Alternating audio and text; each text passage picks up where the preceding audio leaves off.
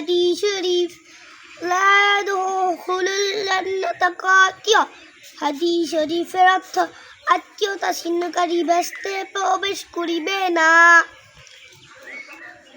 22 নম্বর হাদিস শরীফ আযুল মুসলমাতু ইয়াউমাল কিয়ামাহ। হাদিস শরীফের অর্থ জুলুম কিয়ামতের দিন ভীষণ অন্ধকার হইয়া দেখা দিবে। 23 নম্বর হাদিস শরীফ আল গিনা গিনান নাফস। হাদিস শরীফের অর্থ প্রকৃত ধনী হইল আত্মার ধনী।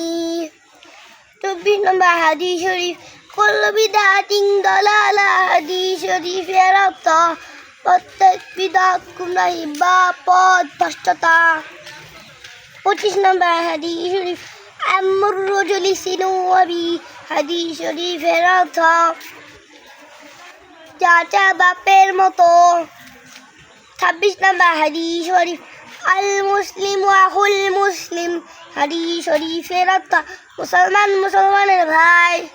27 নম্বর হাদিস শরীফ আহাব্বুল বিলাদি ইলাল্লাহি মাসাজিদুহা ওয়া আবগাদুল বিলাদি ইলাল্লাহি আসওয়াকুহা। হাদিস শরীফের অর্থ আল্লাহ তাআলার নিকট সবচেয়ে প্রিয় জায়গা মসজিদ এবং সবচেয়ে খারাপ জায়গা বাজার।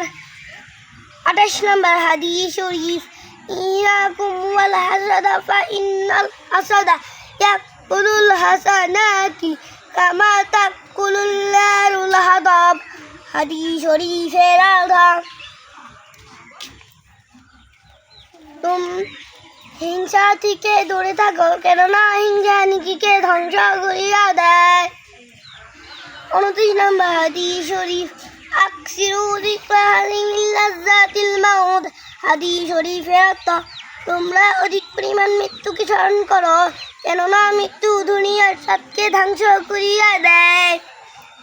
30 নম্বর হাদিস শরীফ লা তাদখুলুল মালাইকাতু বাইতান ফীহি কালবু ওয়া লা তাসাবি। হাদিস শরীফের অর্থ ওই ঘরে রহমতের ফেরেশতা প্রবেশ করিবে না যে ঘরে কুকুর বা জীবজন্তুর ছবি থাকে।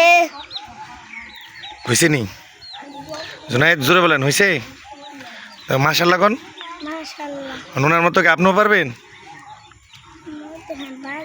মাঝখানে একটু বাজবে। আপনার হয়েছে নি? ওনার ডি হয়েছে নি? হ্যাঁ মাশাআল্লাহ। তাহলে ওনার ডি হয়েছে না, আপনি পারবেন ওনার মতো? একটু বাঁচবো। কালকে আবার মনোযোগ সহকারে পড়বেন, ঠিক আছে? এটা কি মশা, এর মধ্যে কয়েলের আবার কি তোমার। এখন মামা কেমন লাগে কোন?